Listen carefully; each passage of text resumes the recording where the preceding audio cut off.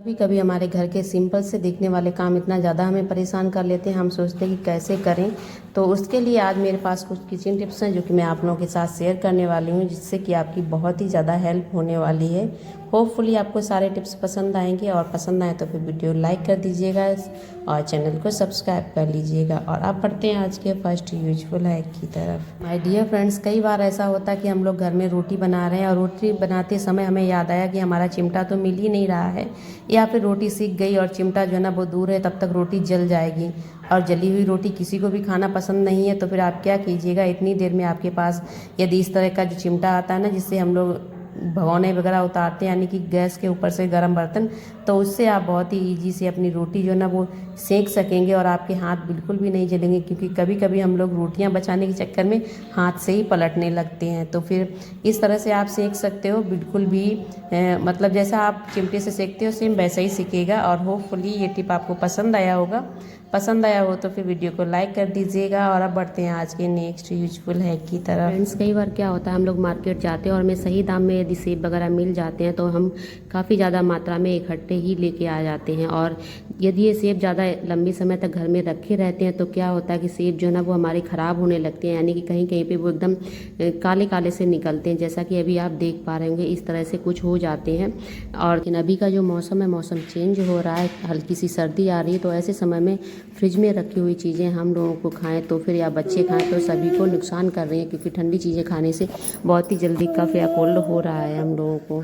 इस समय में क्या करें जिससे कि हमारे ठंडे सेब भी हम लोगों को ना खाने पड़े, और उसके अलावा जो है ना वो हमारे सेब जल्दी से ख़राब भी ना हो। तो उसके लिए आपको सिंपली कुछ भी नहीं करना, आपको सिंपल सी एक तरीका है उसे अपनाना है। आपको लेनी है एक टोकरी, जी हाँ प्लास्टिक की जो टोकरी इस तरह की आपके पास हो, आप वो ले लीजिएगा। और उसके बाद आप क्या कीजिएगा, उसमें बिछा लीजिएगा पेपर।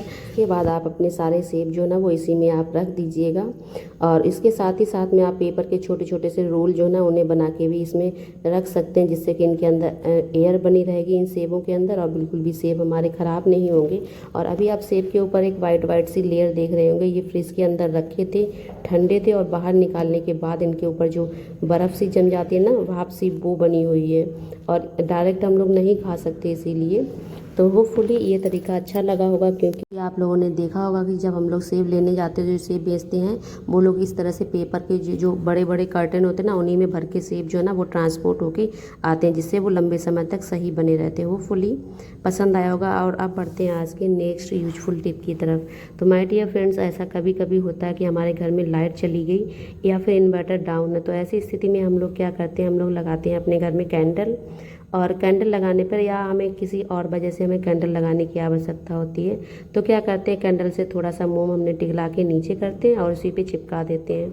लेकिन क्या होता है कि जब हमें चाहिए, हम चाहते हैं दूसरी जगह पे लगाना, क्योंकि एक ही जगह पे अंधेरे में तो हम नहीं काम कर सकते ना, तो हमें जहाँ पे रोशनी चाहिए होगी हम वहाँ लगाएंगे। तो वहाँ पे लगाने पे हमें क्या होता है, यहाँ से निकाली, फिर वहाँ पे फिर मोम को गिराते हैं और फिर उसके बाद हम लोग लगाते हैं, जिससे कि मोम तो बर्बाद होता ही है, उसके अलावा हमें लाने ले जाने लगाने में भी टाइम लगता है, जिससे कि परेशानी होती है। तो आप क्या कीजिएगा, आपके पास इस तरह से कोई सा भी पुराना दिया हो या फिर कोई भी ऐसी चीज़ जिसे आप यूज़ कर सकें इसकी जगह पे, वो ले लीजिएगा। उसमें इस तरह से आप जमा लीजिएगा अपनी मोमबत्ती को। फिर उसके बाद आपको जहाँ चाहिए है वहाँ आप इजली से लगा सकते हो, जिससे आपकी जो फर्श पे जम जाता है मोम, जिसे बाद में साफ़ करना होता है, वो भी नहीं करना पड़ेगा। और उसके अलावा आपको एक जगह से दूसरी जगह लगाने में जो टाइम और एनर्जी वेस्ट होती है, आपको एनर्जी भी वेस्ट नहीं होगी। तो इस तरह से ये तरीका मुझे बेस्ट लगा। होपफुली आपको भी ये तरीका अच्छा लगा होगा, क्योंकि ये तरीका वास्तव में वर्किंग है। और जब हम लोग इस तरह के अपनाते रहते हैं तो हमें उनकी वैल्यू पता होती है। तो होपफुली पसंद आया होगा। पसंद आया हो तो फिर लाइक कर दीजिएगा। और अब बढ़ते हैं आज के नेक्स्ट वंडरफुल टिप की तरफ। तो माय डियर फ्रेंड्स, झाड़ू हम सब लोगों के घरों में होता है, लेकिन अभी जो मौसम है ना नमी वाला, उसमें ज़रा सा पानी है या फिर नमी है और झाड़ू लगाते हैं तो झाड़ू जो है ना वो हमारा हल्का सा गीला हो जाता है, और उसमें जितनी डस्ट वगैरह होती है पूरे घर की, वो सब इसी में चिपक जाती है। और उसके अलावा नमी होने की वजह से हमारे जो झाड़ू है ना उनमें एक अजीब सी बदबू आने लगती है, जो कि बदबू जो है वो अच्छी नहीं लगती है। उसके अलावा जर्म्स, बैक्टीरिया वगैरह आदि हमारे इसमें हो जाते हैं, जिससे कि झाड़ू से हम जितनी सफाई करते हैं तो वो साफ़ तो कम करता है, और उसके अलावा जो भी इसमें झाड़ू में गंदगी लगी होती है वो हमारे घर में बिखर जाती है।